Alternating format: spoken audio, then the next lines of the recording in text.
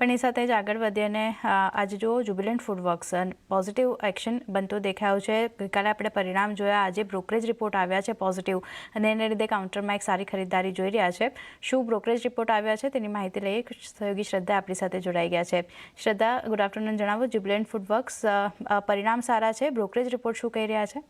જી, good afternoon. તો Jubilant ફૂડમાં આજે આપણે જોઈ રહ્યા છે તેજી આ કાઉન્ટરમાં જોવા મળી રહી છે, કારણ કે Q2 FY27માં અહીંયાથી લાઇક ફોર લાઇક ગ્રોથ જે છે તે ત્રિમાસિક આધારે સુધરતો જોવા મળી શકે છે. સાથે જ મીડિયમ ટર્મમાં 5 થી લઈને 7% રેન્જમાં લાઇક ફોર લાઇક ગ્રોથનું ગાઈડન્સ યથાવત છે કંપની તરફથી. અને સાથે જ Q1 FY27માં જે આપણે પરિણામ આવતા જોયા એમાં કંપનીએ 1.4% ભાવ વધાર્યા છે અને મોંઘવારી વચ્ચે તો આગળ પણ અહીંયાથી ભાવ વધતા આપણને જોવા મળી શકે છે. હવે ખર્ચ વધવા છતાં પણ સ્ટેન્ડ અલોન બેસિસ પર માર્જિન્સ જે છે ત્યાં 20 બેસિસ પોઈન્ટની અસર આવતી જોવા મળી છે. હવે HSBCનો રિપોર્ટ છે જ્યુબિલન્ટ ફૂડવર્ક્સ પર.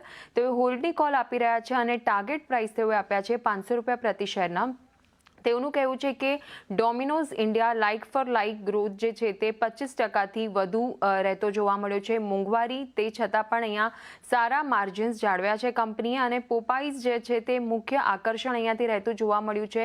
રિકવરી ધીમી ગતિએ ચાલુ રહેવાની પણ અપેક્ષા બનતી દેખાઈ રહી છે તેઓને.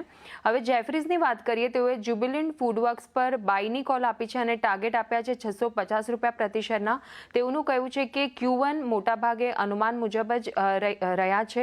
Domino's India like for like 25%થી વધુ રહેતા જોવા મળ્યા છે, પણ યર ઓન યર બેસિસ પર નબળો દેખાવ જોવા મળ્યો છે. સ્ટેન્ડઅલોન બેસિસ પર એબિટા ગ્રોથનું અર્નિંગ્સમાં રૂપાંતર થયું નથી, એટલે કે નફો અહીંયા સ્થિર રહેતો જોવા મળ્યો છે. પોપાઈઝની જાહેરાતોની સંખ્યા 95,000ને પાર પહોંચતી જોવા મળી છે.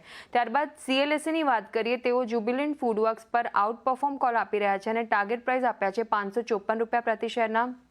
સ્ટેન્ડ અલોન બેસિસ પર સેલ્સ છે તે 92%થી વધારે અહીંયા વધતું જોવા મળ્યું છે. અને ઓવરઓલ FY27ની વાત કરીએ તો અહીંયા 5 થી લઈને 7%ની રેન્જમાં લાઇક ફોર લાઇક ગ્રોથની અપેક્ષા બનતી દેખાઈ રહી છે. અને પોપાઈઝ એ લાઇક ફોર લાઇક ગ્રોથની જે રન રેટ છે, ગતિ છે તે જાળવી રાખી છે અને FY27માં સ્ટોર એડિશન પણ આપણને આવતા જોવા મળી શકે છે.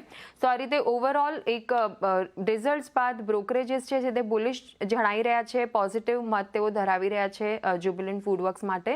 અને એના લીધે આ કાઉન્ટરમાં પણ આજે આપણને ખરીદદારી જોવા મળી રહી છે. જી, આભાર શ્રદ્ધા આપનો.